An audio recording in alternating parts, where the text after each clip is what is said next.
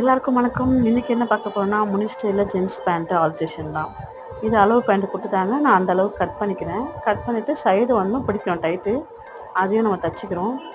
தைச்சிட்ட பிறகும் நம்ம மடிச்சிடணும். மடிச்சுட்டு அப்புறம் பலூன் ஃபிட்டும் பிடிக்கணும். பாருங்கள் நான் எப்படி மடிக்கிறேன்னு சொல்லிட்டு. ரொம்ப திக்காக இருக்கும். சைடில் கட் பண்ணிக்கிறோம். இப்போ வந்து நம்ம பாட்டம் மடிச்சு தைக்க போகிறோம். அழகாக ஒரு 1.5 இன்ச்சுக்கு மடிச்சு வச்சிடணும். அளவு மாதிரி நம்ம அளவு எப்படி எடுத்துருக்கோமோ அந்த அளவுக்கு மடித்து தைச்சிட்ட பிறகு நம்ம வந்து பலூன் ஃபிட் பிடிக்க வேண்டியிருக்கு.